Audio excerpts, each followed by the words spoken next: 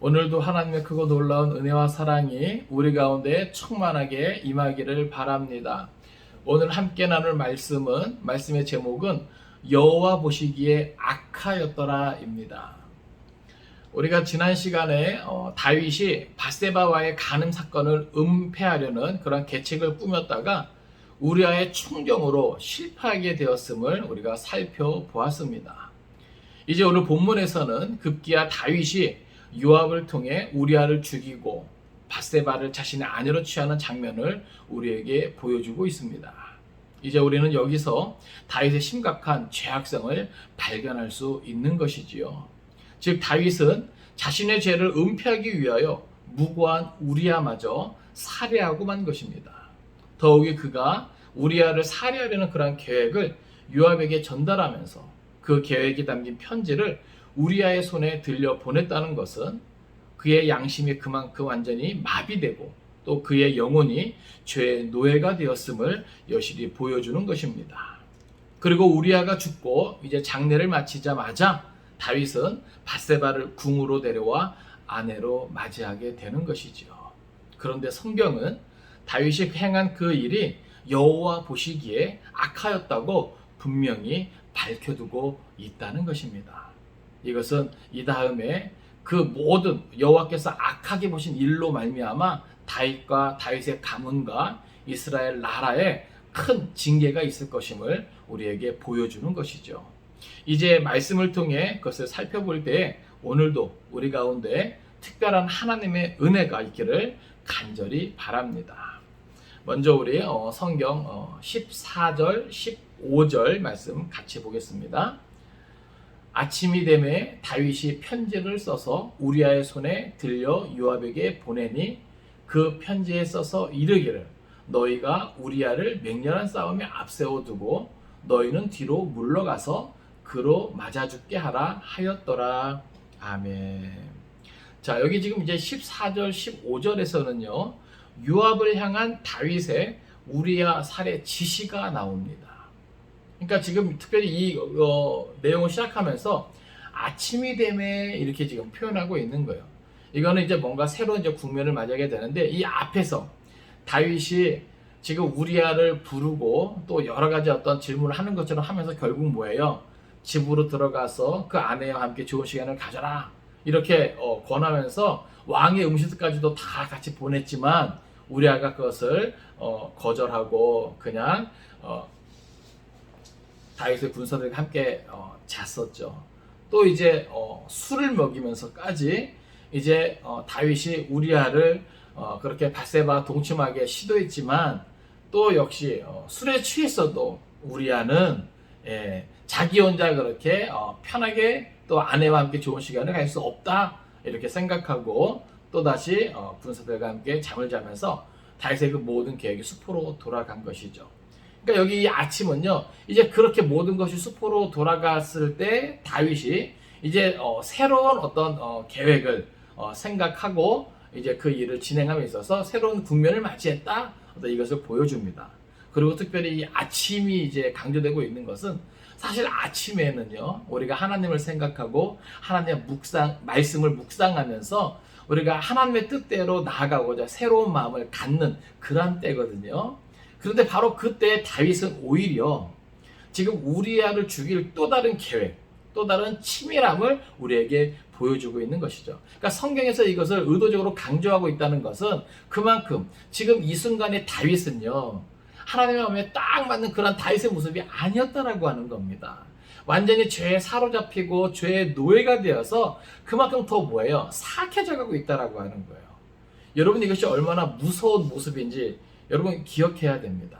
여러분 사울이요 다윗을 죽이고자 했던 그 모습들을 여러분 기억하십니까? 마치 무엇에 씌인 것처럼. 여러분 사울도 한때 성령의 이끌을 받던 자였어요. 하나님의 영에 감동되어 이스라엘을 구원한 그러한 하나님이 택한 사람이었단 말입니다. 그랬던 그가 뭐예요? 악신에 완전히 그냥 사로잡혀서 다윗을 죽이고자 했던 그런 모습들이 지금 뭐예요? 우리아를 죽이고자 하는 다윗의 모습과 겹쳐지지 않습니까? 지금 성경은 의도적으로 그것을 강조해서 보여주고 있는 겁니다. 그만큼 지금 다윗의 모습은요, 완전히 사악한 모습이고 더 악랄해져 가는 그러한 모습인 것이죠. 자, 이제 아침이 되면 다윗이 편지를 씁니다. 여러분, 편지를 쓰다라고 해서 쓰다라는 이 표현은요, 마치 돌에 무언가를 새기는 것, 이제 그 단어가 사용됐거든요. 여러분, 돌에 무언가 새긴다라고 하는 것은요, 지워지지 않는 것입니다. 그만큼 뭐예요? 다윗이 우리아를 죽이고자 하는 그 마음이 뭐예요? 확고했다라고 하는 거예요. 참, 저는 이 말씀 묵상하면서 그래도 성령 충만하고, 하나님의 영에 이끌려 그 모든 것들을 감당하고 하나님을 앞세우고, 여호와 신앙으로 무장해서 그 모든 것들을 참고 견디었던 다윗인데, 지금 그 정욕을 다스리지 못하고 이렇게까지 될 수 있다는 게 참, 제가 계속 말씀드리지만 마음이 아픈 거예요. 그러면서 또 한편은요, 두려움이 찾아오더라고요. 어떤 두려움이 있습니까? 야, 나도 이룰 수 있겠다. 나도 이룰 수 있겠다. 지금 성경이 다윗의 모습을 통해서 이런 것들을 그대로 보여주는 것. 숨기지 않습니다. 감추지 않습니다. 그죠? 이대로 보여줄 수 있는 거는 저나 여러분이나 똑같이, 비록 우리가 성령 충만하고 하나님의 말씀에 사로잡혀서 하나님을 기쁘시게 할 때도 있었지만, 우리도 방심하면, 우리도 정욕을 제대로 다스리지 못하면 우리도 얼마든지 이렇게 악해질 수 있고 무너질 수 있겠구나. 여러분, 이 사실을 꼭 기억할 수 있기를 바랍니다. 성경을 우리가 그래서 가까이 해야 되는 거예요. 자꾸 나를 살펴야 되는 거예요. 지금 다윗이 이렇게 우리아를 죽이고자 하는 확고한 마음을 가지고 편지를 씁니다. 그리고 더 악한 것은 뭐냐 하면 우리아의 손에 그것을 들려서 요압에게 보내요. 여러분, 기가 차지 않습니까? 아니, 어떻게 악해도 이렇게까지 악할 수 있는 그런 모습일까요? 저는 소름이 돋습니다, 진짜로. 야, 다윗이 이렇게까지 할 수 있다고? 지금 우리아가 들고 가는 그 편지는요, 지금 우리아를 죽이라고 하는 편지잖아요. 근데 그것을 그 당사자에게 그것을 들려서 요압에게 보내다니요. 지금 다윗이 뭐예요? 그 양심이 완전히 마비된 거예요. 죄의 노예가 되니까 물불 안 가리는 것이죠. 여기 보면 14절에도 편지를 써서 이것을 강조하고요. 또 15절에도 그 편지에 써서 이르기를 하면서 편지에 썼다라고 하는 것을 계속해서 강조하고 있어요. 이것은 뭐예요? 그만큼 우리아를 죽이고자 하는 이 마음이 강하고 확고했다라고 하는 거예요. 우리가 알던 그 다윗에게 말이죠. 그러니까 남자가요, 뭐 여자도 마찬가지겠죠. 육체의 정욕, 안목의 정욕, 이생의 자랑, 이 모든 이 땅에 어떤 속한 모든 정욕에 사로잡히면 이럴 수도 있다라고 하는 사실이에요. 그러니까 여러분, 우리는 늘 깨어야 합니다. 그리고 기도해야 하는 것이죠.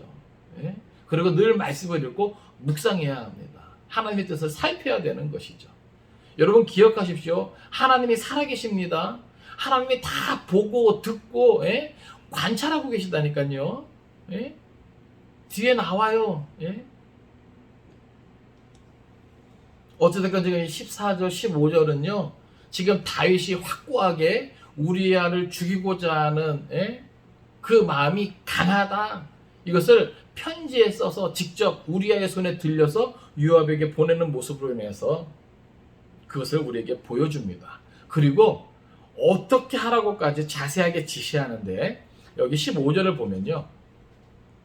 그 편지에 써서 이르기를 너희가 우리아를 맹렬한 싸움에 앞세워두고 너희는 뒤로 물러가서 그로 맞아 죽게 하라 하였더라. 여러분 보세요. 우리아는요, 다윗의 충성스러운 부하입니다. 다윗이 아끼는 신복 중에 하나라니까요. 근데 지금 그러한 우리아를 지금 다윗이 요압을 통해서 죽이기 원하는데 그 방법이 여기 나와 있어요. 여기 보니까 너희가 우리아를 맹렬한 싸움에 앞세워두고, 아주 그 싸움이 치열하게 일어나는 그곳에 지금 우리아를 앞세우라는 거예요. 그러면서 뭐라는 겁니까? 뒤로 너희는 물러가라는 겁니다. 그러니까 같이 싸우다가 우리아만 놔두고 너희는 뒤로 물러가라는 거예요. 여러분, 왕이 자기의 충성스러운 부하를 자기가 아끼는 그 신복을 이렇게까지 죽일 일입니까? 이거는 지금 하나님 무서운 줄도 모르고요. 양심이 완전히 마비된 정말 죄악이 정말 가득한 사람의 모습 그 자체인 것이죠. 지금 이것을 지금 다윗이 지시하고 있는 거예요. 그러면서 뭐예요? 그로 맞아 죽게 하라. 확실히 죽게 하라는 거예요. 여기에 이제 강조가 되어 있는 것이죠. 우리아를 앞세우고 너희는 뒤로 물러나서 우리아가 확실하게 죽게 하라. 다윗의 강한 의지가 담겨 있는 그러한 내용입니다. 지금 이 편지를 지금 우리아가 지금 들고 가서 요압에게 전달하는 것이죠. 이제 16절에서 17절까지는 다윗의 이러한 계략에 의해서 우리아가 죽게 되는 그러한 사실을 우리에게 보여주고 있습니다. 16절, 7절 말씀 보겠습니다. 요압이 그 성을 살펴 용사들이 있는 것을 아는 그곳에 우리아를 두니 그 성 사람들이 나와서 요압과 더불어 싸울 때 다윗의 부하 중 몇 사람이 엎드러지고 햇사람 우리아도 죽으니라. 아멘. 자, 여기 보면 요압이 이제 나오는데 여러분 생각을 해보세요. 요압이 군대 장관이고 다윗의 신하이기도 하지만 그도 뭐예요? 한 나라의 군대 장관이고 또 자기의 부하를 그 현장에서 지주적으로 이제 지휘 통솔하는 어떤 그러한 위치에 있지 않습니까? 그러면 왕이 이렇게 부당한 그러한 명령 이렇게 했을 때는요, 사실은 어떻게 해야 됩니까? 한 번쯤 다윗 왕이 평소 같지 않게 왜 이런 지시를 내렸을까 의심도 하고, 충성스러운 신하라면 그 왕에게 직언을 해야 되지 않습니까? 올바른 간언을 해야 되지 않습니까? 그렇잖아요. 요압도 하나님 앞에 살아가는 사람이고 다윗 또한 그런 사람인 것을 요압이 알 것인데, 이건 다윗의 이런 모습은 누가 보아도 뭔가 지금 하나님과 또 다른 길을 걷는 사람의 모습이 아닙니까? 그렇잖아요. 그러면 요압은 사실 이 편지를 우리아를 통해서 받았을 거 아닙니까? 전해받았을 거 아닙니까? 자기가 하는 다윗이 지금 이렇게까지 하는데 뭔가 이상하다 여기고 뭔가 충성스러운 말로 다윗에게 왕이시여 그러면 안 됩니다. 사실 이렇게 이야기해야 되는 거 아닙니까? 그런데 여기 보면 요압은요, 그 다윗의 의도를 충분히 알았으면서도 그 다윗의 그 모든 것에 뭐예요? 동조합니다. 여기 16절에 보면요, 요압이 그 성을 살펴. 여기 이 성은 이제 그 암몬의 이제 그 수도인 왕의 도시인 라빠가 되겠죠. 그 도시를 지금 잘 살피는 거예요. 어디가 가장 우리아를 죽이기에 적합한 장소가 되겠는가, 위치가 되겠는가, 그것을 살피는 거예요. 이렇게 살피는 모습을 통해서 뭐예요? 요압이 다윗의 그 잘못된 명령, 그것을 알면서도 다윗과 함께 뭐예요? 우리아를 죽이는 일에 동조하고 있는 것을 그대로 보여줍니다. 그리고 용사들이 있는 것을 아는 그곳에 우리아를 두니. 이게 무슨 말이냐면 지금 그 성에 용사들이 있는 걸 아는데, 여기 용사들이라는 것은 특별히 그 암몬의 군사들 가운데서도 탁월한 전투력이 뛰어난 그러한 군사들이 있는 곳으로 지금 그것을 잘 살펴서 지금 바로 그곳에, 여기서는 바로 그곳이 이제 강조되어 있습니다. 그러니까 요압이 살피는 거예요. 전장을 살피면서 어디가 가장 치열하고 어디가 우리아가 죽기에 적합한 곳인지 그것을 잘 살피는 거예요. 그러면서 가장 강렬하게 저항하고 또 전투력이 괜찮은 또 뛰어난 바로 그곳에 우리아를 지금 두었다라고 하는 거예요. 그러니까 다윗의 의도를 충분히 파악하고 그럼에도 불구하고 뭐예요? 그 잘못된 그것을 뭐예요? 받아들이고 거기에 응하는 그러한 모습이죠. 그러니까는 지금 요압은요 철저하게 다윗의 편에서 다윗에게 충성하는 그런 모습이에요. 그러니까 지금 이 순간에도 뭐예요? 요압은 하나님은 없는 거예요. 그죠? 예. 그렇게 이제 우리아를 두게 됩니다. 그러니까는 우리아는요 참 어제 이제 말씀을 묵상하면서 참 우리아를 생각을 하는데 그냥 던져진 거잖아요. 자기가 믿고 충성하는 그 왕에게 버림받은 거잖아요. 예? 사지에 내몰린 거잖아요. 그러니까 우리아 입장에서 이 말씀을 묵상할 때 슬프더라고요.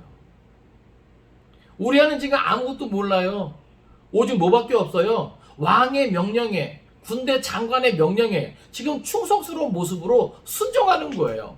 최선을 다하는 거예요. 예? 요압의 지시도 이전 같지 않아요. 그렇죠? 상당히 지혜롭고 용맹스러운 요압. 그래서 많은 싸움에서 승리를 거뒀던 요압인데 이번만큼은 무모한 작전을 펼친다 말이죠. 바로 그것에 우리아를 투입하는 거예요. 아마 우리아도 왜 이러지? 아마 그런 생각도 했을 거예요. 그러나 충성스러웠던 우리아는 그대로 그냥 나아가는 것이죠. 결국 여기 보면 17절 보세요. 그 성 사람들이 나와서 요압과 더불어 싸울 때 다윗의 부하 중 몇 사람이 엎드러지고 햇사람 우리아도 죽으니라. 자, 그 성 사람들이 나와서 요압과 더불어 싸울 때, 그러니까 성 가까이 너무 간 거예요. 그러다 보니까 뭐예요? 성 위에서는 활을 쏘을 수 있는 것이죠. 예? 그래서 부하 중 몇 사람이 엎드러집니다.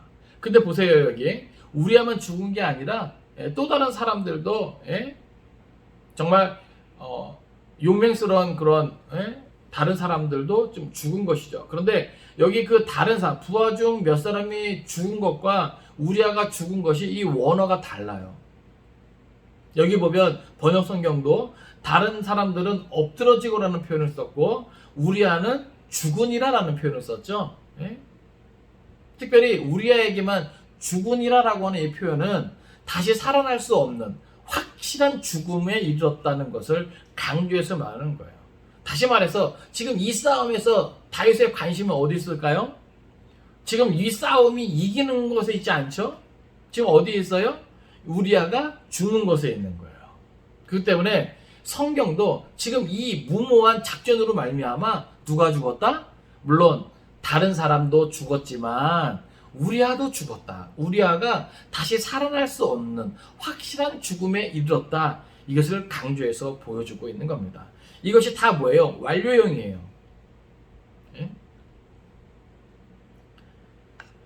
18절부터 21절까지는요. 이제 이 모든 전황에 대해서 이제 다윗에게 보고하라고 하는 그런 지시가 이제 있는 것이죠.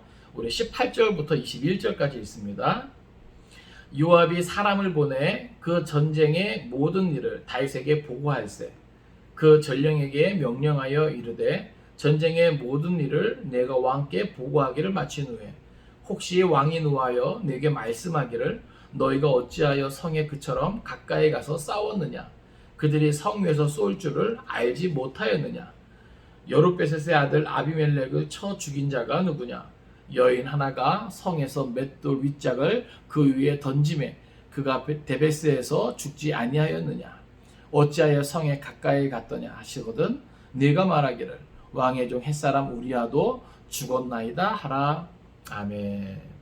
자, 여기 보면 이제 요압이 전령을 보내서 이제 이 모든 되어진 일들을 다윗에게 보고하라고 이제 시키는 겁니다. 그런데 그 시키는 그 와중에 지금 어떻게 보면은 그 단순히 이 전쟁 싸움의 결과만 보고할 때 지금 이 상황 자체는요 어떻게 보면 무모한 작전 때문에 지금 전쟁에서 졌기 때문에 지금 요압이 뭐예요? 책 잡힐 수 있는 부분이거든요. 그때 뭐예요? 이 전령에게 우리아도 죽었다라고 확실하게 이제 이야기하는 것이죠. 그러니까는 지금 요압은요 다윗을 너무나도 잘 아는 거예요. 예? 다윗의 성격을 잘 아는 것이죠. 그래서 지금 그 모든 상황을 보고할 때 지금 다윗이 화를 내고 그 모든 책임을 추궁하는 그러한 상황이 되면 우리아도 죽었다 이것을 말하려고 하는 거예요. 그러면서 역사적인 사건을 이제 들먹이는데 여기 보면 여룹베셋의 아들 아비멜렉이 나옵니다. 이 사람은 사사 기드온이 첩을 통해서 낳은 아들이에요. 근데 이제 그와 얽힌 이제 이야기를 이제 하면서 그가 이제 어떻게 죽었는가라고 하는 것이죠. 그래서 여기 보면 여인에게 맷돌 윗짝을 맞고 죽었다는 거예요. 그러니까 수치스러운 죽음. 그러니까 어떻게 보면 무모한 죽음이죠. 예? 그러니까는 그렇게까지 이제 이야기하면서 다윗이 추궁할 때 왜 그렇게 무모한 작전을 펼쳐서 그렇게 무모한 죽음을 수치스러운 죽음을 맞이하게 했느냐라고 하는 거예요. 그랬을 때 내가 말하기를 왕의 종 햇사람 우리아도 죽었나이다. 그렇게 지금 말하라고 하는 겁니다. 그러니까 이 과정에서요 계속해서 지금 성경은 뭘 보여주고 있냐면 다윗이 우리아를 죽이게끔 했다라고 하는 것이죠. 그리고 요압은 무모한 작전을 펼쳐서 다른 동료들을 희생시키면서까지 다윗의 요구에 충실하게 뭐예요? 그것을 순종했다라고 하는 것을 보여주는 거예요. 그러니까 이 본문 자체가 뭐예요? 다윗의 그러한 사악함을, 예? 다윗의 그 양심이 마비되고 죄의 노예가 되어 있는 그 모습을 계속해서 강조해서 지금 보여주고 있는 겁니다. 이제 22절에서 25절까지는요 이러한 보고를 받은 다윗의 반응이에요. 22절부터 25절까지 보겠습니다. 전령이 가서 다윗에게 이르러 요압이 그를 보낸 모든 일을 다윗에게 아뢰어 이르되 그 사람들이 우리보다 우세하여 우리를 향하여 들러 나오므로 우리가 그들을 쳐서 성문 어귀까지 미쳤더니 활 쏘는 자들이 성 위에서 왕의 부하들을 향하여 쏘매 왕의 부하 중 몇 사람이 죽고 왕의 종 햇사람 우리아도 죽었나이다 하니 다윗이 전령에게 이르되 너는 요압에게 이같이 말하기를 이 일로 걱정하지 말라. 칼은 이 사람이나 저 사람이나 삼키느니라. 그 성을 향하여 더욱 힘써 싸워 함락시키라 하여 너는 그를 담대하게 하라 하니라. 아멘. 자 이제 요압이 시킨 대로 이 다윗 전령은 다윗에게 와서 그 모든 상황들을 다 보고합니다. 그 상황을 보고하는데 여기 보면 23절에 보면 그 사람들이 우리보다 우세하여 이런 표현을 해요. 여러분 이것은 암몬의 군대가 이스라엘의 군대보다 세다 이것이 아니에요. 이것은 요압이 우리아를 죽이기 위해서 무리한 작전을 했던 것이죠. 그렇기 때문에 그 상황 속에서 지금 암몬의 군사들이 무리하게 그 성에 접근하고 있는 우리아를 비롯한 소수의 어떤 부대를 쉽게 제압할 수 있는 그런 상황을 이야기하는 겁니다. 그러니까 이 모든 되어진 일도 사실 뭐예요? 다윗과 요압 때문인 것이죠. 그래서 우리가 그들을 쳐서 성문 어귀까지 미쳤더니 활 쏘는 자들이 성에서 왕의 부하들을 향하여 쏘매 왕의 부하 중 몇 사람이 죽고 왕의 종 햇사람 우리아도 죽었나이다. 지금 우리아가 확실하게 죽었다라고 하는 것이 이것이 완료형으로 이제 기록되어 있습니다. 그러니까 이 이야기를 듣고 다윗의 반응이 25절 보세요. 다윗이 전령에게 이르되 너는 요압에게 이같이 말하기를 이 일로 걱정하지 말라. 자 먼저 요압이 그 전쟁에서 패한 그래서 다윗의 부하들이 죽은 것에 대한 어떤 그걸로 인해서 걱정할까봐 그것을 이제 요압을 안심시킵니다. 걱정하지 말라. 칼은 이 사람이나 저 사람이나 삼키느니라. 이게 무슨 말입니까? 전쟁에서는 사람이 흔히 죽을 수 있다라고 하는 거예요. 그러면서 뭐예요? 지금 자기와 요압의 그 모든 음모와 그 모든 죄를 뭐예요? 그냥 덮으려는 거죠. 그러니까 우리아의 죽음은 어떤 죽음이다? 전쟁에서 흔히 일어날 수 있는 그러한 죽음이다라고 하는 거예요. 그러니까 여러분 보세요. 지금 이 우리아가 죽은 이 사건 자체만 놓고 보면요, 아무렇지도 않습니다. 전쟁에서 일어날 수 있는 그런 흔한 일 중에 하나예요. 그러나 성경은요, 이러한 것을 통해서요, 계속해서 보여주고 있는 것이 있죠. 비록 세상에 드러난 사실이 어떻게 보면 당연할 수 있는 일이고 일어날 수 있는 일을 할지라도 하나님은 그 뒤에 감추어진 그 모든 죄악의 모습까지도 뭐예요? 다 알고 계신다. 다 기록하고 있다라고 하는 사실이에요. 그러니까 오늘 우리가 이 세상을 살면서요, 우리 눈에 보이고 귀에 들리는 이 모든 것이 어찌 보면요, 그냥 세상에서 흔히 일어날 수 있는 일 중에 하나 같아 보여요. 그러나 여러분 기억하십시오. 그 뒤에 감추어진 모든 음모와 모든 사악한 계획과 그 모든 양심이 마비되고 죄의 노예가 되어 하는 그 모든 일들을요, 하나님은 다 보시고 하나님께서 우리의 그 행위록에 다 기록하고 계신다는 사실이에요. 그러니까 지금 이 순간은요, 다윗이 그걸 모르고 있는 것 같아요. 잊고 있는 것 같아요. 참 안타깝죠. 그러면서 이제 오히려 다윗은요, 요압을 격려합니다. 그 성을 향하여 더욱 힘써 싸워 함락시키라 하여 너는 그를 담대하게 하라 하니라. 우리아가 죽은 일 때문에, 우리아를 비롯한 몇이 죽은 것 때문에 너는 걱정하지 말고, 그것은 흔히 전쟁에서 일어날 수 있는 일이니까 이제 너는 힘을 내서 그 모든 임무를 완수하라, 이렇게 격려하게 됩니다. 이제 26절, 27절은요, 이제 우리아가 이제 죽었기 때문에 그 소식을 전해들은 밧세바가 슬퍼하며 웁니다. 그리고 이제 장례가 다 마쳐진 다음에 이제 다윗은 그 밧세바를 아내로 맞이하고 이제 성경이 그러한 다윗을 평가하는 내용으로 마무리되어집니다. 우리 26절, 27절 보겠습니다. 우리아의 아내는 그 남편 우리아가 죽었음을 듣고 그의 남편을 위하여 소리내어 우니라. 그 장례를 마침에 다윗이 사람을 보내 그를 왕궁으로 데려오니 그가 그의 아내가 되어 그에게 아들을 낳으니라. 다윗이 행한 그 일이 여호와 보시기에 악하였더라. 아멘. 자, 여기 보면 먼저 우리아의 아내는요, 그 남편 우리아가 죽었음을 듣고 그의 남편을 위하여 소리내어 울었다, 이렇게 표현하고 있습니다. 그러니까 보세요. 지금 밧세바는요, 지금 슬픔에 잠겨 있는 거예요. 전쟁에 나가서 죽은 그 남편 때문에 우는 것도 있지만 지금 남편은 죽었는데 지금 자기 뱃속에 누가 있어요? 간음해서 얻은 아이가 있잖아요. 그것이 뭐예요? 너무나 미안하고 죄스러워서 또 우는 부분도 있었을 거예요.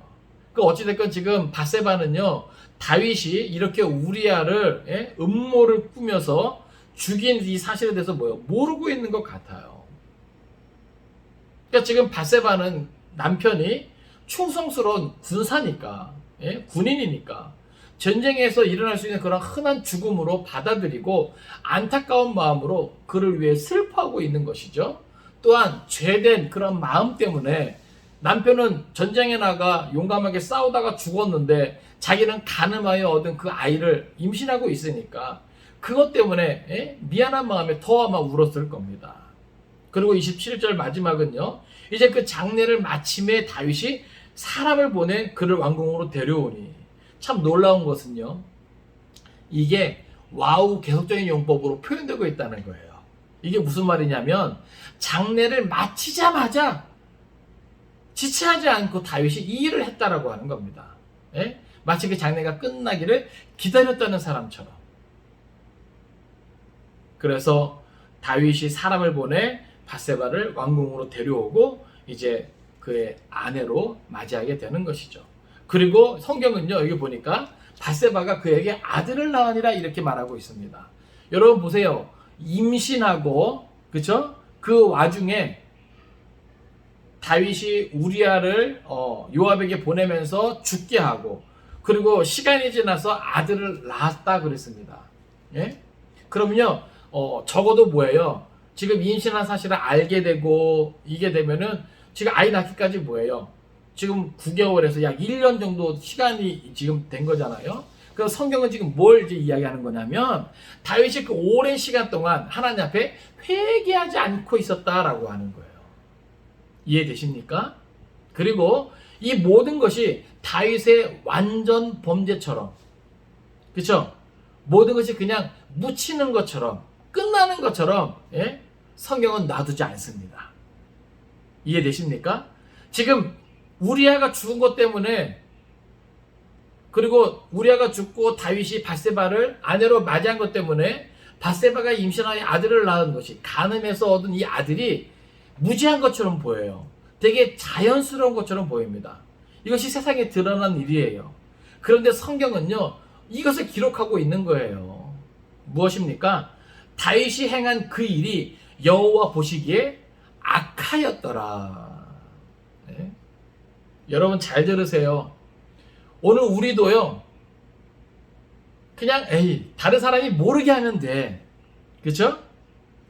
거짓의 그 모든 일들을 또 다른 거짓으로 감추고 마치 뭐예요? 그 거짓이 진실인 것처럼 없어지게끔 하는 이러한 일들도 우리의 삶 가운데 있지 않습니까? 그런데 여러분 기억하십시오. 내가 혹 그로 인해서 이제 되었다 안심하고 있을 때 하나님은요, 우리들의 행위록에 이렇게 기록할 수 있는 거예요.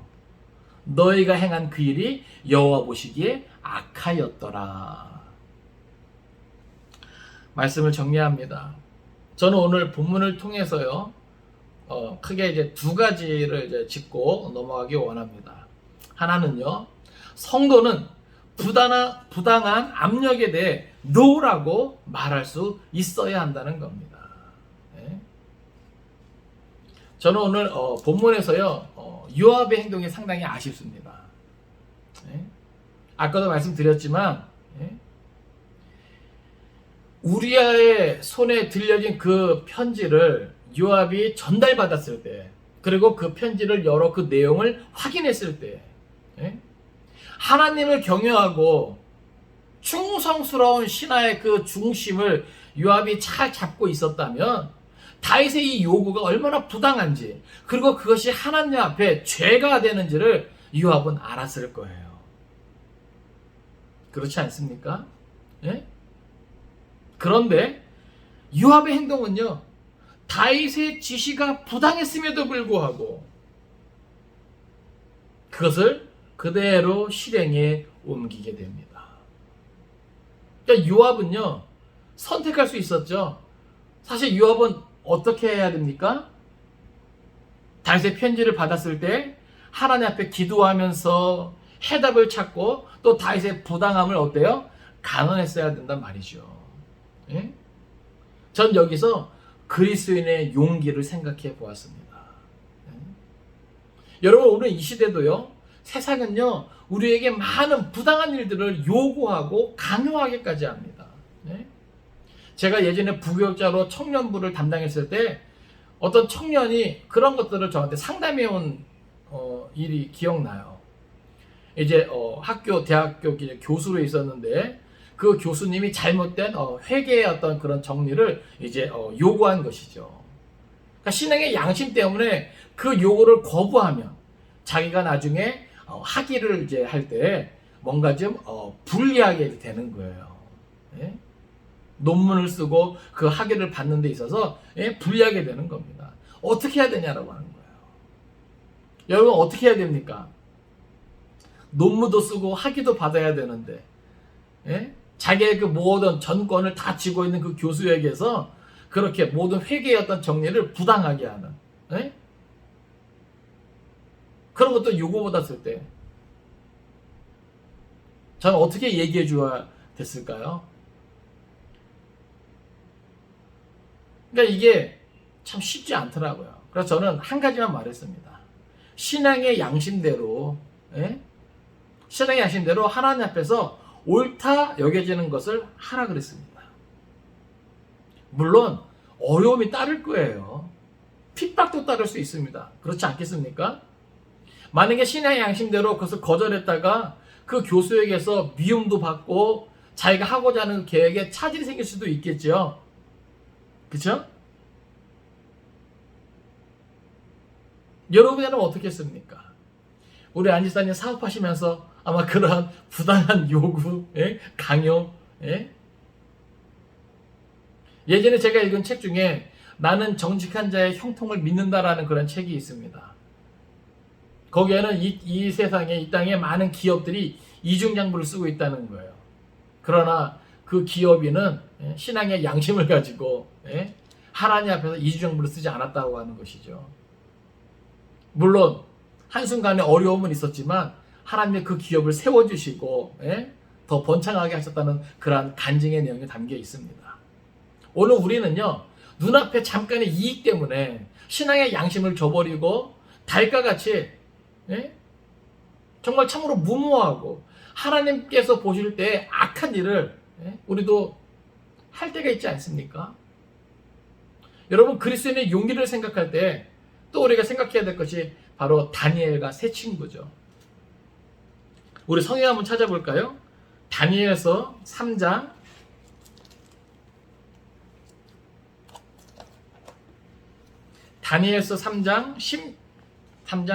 17절 18절입니다.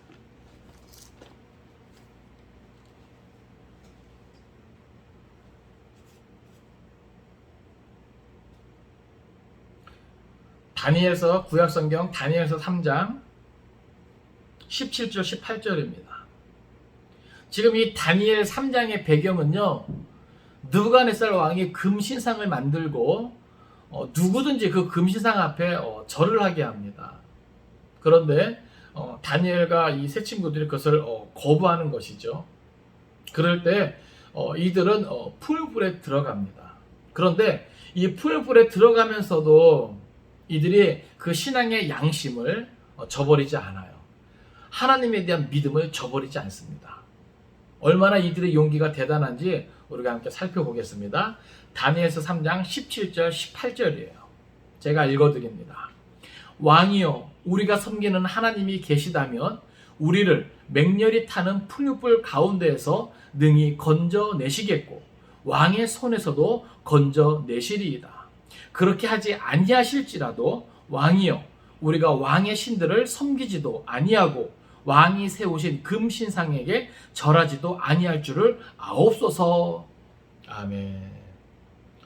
우리가 잘 아는 대로 이 뒤의 이야기는 이 다니엘과 세 친구는요, 풀불에 던져집니다. 사실 이러한 믿음의 어떤 자세를 가지고 이렇게 하면 하나님이 풀불에 들어가지 않게끔 지켜주고 보호해주고, 사실 우리는 그걸 기대하잖아요. 그렇죠? 그런데 이 친구들은요, 풀불에 던져집니다. 근데 성경은요, 우리에게 더 놀라운 것을 보여주죠. 풀불에 들어갔다가 나온 이들이 머리털 하나도 상하지 아니하였다. 할렐루야. 예? 다니엘과 세 친구가 그것을 바라보고 그렇게 믿음의 고백을 했는지는 모르겠어요. 그런데 여기 18절 보면 그렇게 하지 아니하실지라도 라는 표현을 보니까 지금 죽으면 죽으리다 라는 각오를 했던 것 같아요. 그 정도로 이들에게는요, 신앙의 양심이 중요했던 것입니다. 사랑하는 성도 여러분, 이 세상이 우리에게 부당한 요구, 압력을 가해온다 할지라도 오늘 다니엘과 이 세 친구 이 모습을 통해서 우리가 좀 배울 수 있기를 바랍니다. 요압처럼 알면서도 그것에 그냥 이렇게 휩쓸리지 말고 우리가 그리스도인의 그런 용기를 우리가 보여줄 수 있기를 바랍니다. 여러분, 신앙의 양심을 지키기 바랍니다. 하나님의 뜻에 우리가 비록 어려움을 당할 수 있어요. 그렇죠? 고난받을 수 있습니다. 우리가 인생을 계획하면서 했던 그 모든 것이 차질이 생길 수도 있어요. 그러나 여러분, 우리는 그거 기억합시다. 하나님은 신실하십니다. 신앙의 양심을 지키고 불구덩이 속으로 들어가는 우리를 하나님은 절대로 외면하지 않는다, 이 말입니다. 우리에겐 그런 믿음이 있어야 되는 거예요. 두 번째로 우리가 기억해야 될 것은 여호와 보시기에 악한 것들이 있다라고 하는 사실이에요. 여러분, 이 세상에 많은 일들이 있습니다. 많은 사람들의 삶이 있습니다.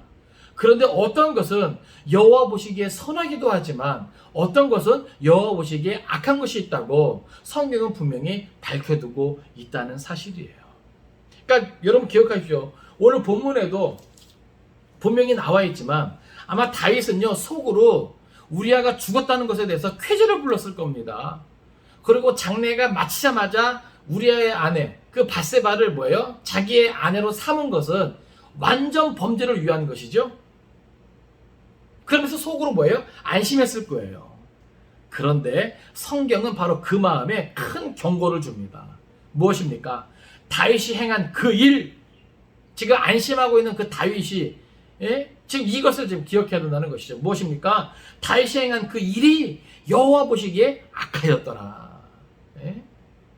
여러분 기억하십시오. 하나님께서 모든 행위를 처음부터 끝까지 하나도 빠짐없이 다 지켜보고 계신다는 사실을요. 하나님 보시기에 악한 것은요 다 징계를 받습니다. 우리가 이것을 기억해야 돼요. 하나님의 심판이 있다는 사실이죠. 고린도후서 5장 10절은 이렇게 기록합니다. 이는 우리가 다 반드시 그리스도의 심판대 앞에 나타나게 되어 각각 선악간에 그 몸으로 행한 것을 따라 받으려 함이라. 여러분, 우리가 다 반드시 그리스도의 심판대 앞에 다 나타나게 되어 있습니다. 그리고 행한 것을 따라 받게 되어 있단 말입니다. 또 베드로전서 1장 16절 17절은 이렇게 기록하고 있습니다. 기록되었으되 내가 거룩하니 너희도 거룩할지어다 하셨느니라. 외모로 보시지 않고 각 사람의 행위대로 심판하시는 이를 너희가 아버지라 부른즉 너희가 나그네로 있을 때를 두려움으로 지내라. 여러분, 우리가 이 세상을 나그네처럼 살아야 되는데 두려움으로 지내면서 살아야 됨을 성경은 기록하고 있습니다. 왜 그럴까요? 각 사람의 행위대로 심판하시는 일을 우리가 아버지라 부르기 때문에 그렇습니다. 그러한 하나님이 우리에게 요구하시는 것은요, 내가 거룩하니 너희도 거룩하여라 라고 하는 것이에요. 왜 성경이 이렇게 다윗이 행한 그 일이 여호와 보시기에 악하였다 기록하고 있을까요? 딱 못을 받고 있는 겁니다. 그렇기 때문에 하나님은요 나단을 통해서 그 모든 것들을 뭐예요? 지적하시잖아요. 그러니까 다윗도 정신이 번쩍 든 거예요. 그러고 나서 나중에 뭐예요? 아주 철저하게 회개하게 되는 것이죠. 여러분 기억하십시오. 하나님은요 죄를 반드시 징계하십니다. 내가 용서받을지라도 그 죄의 결과는요 내 삶에 남아있다라고 하는 거예요. 말씀을 정리합니다. 사랑하는 성도 여러분, 여호와 보시기에 악한 일들이 우리의 삶 가운데 남아 있습니까? 속히 돌이켜 회개할 수 있기를 바랍니다. 죄의 문제를 해결할 수 있는 유일한 길은 우리가 하나님 앞에 회개하고 그 모든 사죄의 은총을 기대하는 것입니다. 이번 한 주간도 말씀을 통해서 우리 스스로의 모습을 살피고 여호와 하나님이 다 처음부터 끝까지 보고 계시고 관찰하고 계심을 우리가 기억할 수 있기를 바라고 두렵고 떨림으로 하나님 앞에서 거룩한 성도의 삶을, 믿음의 삶을 살아낼 수 있기를 주님의 이름으로 축원을 드립니다. 기도하겠습니다.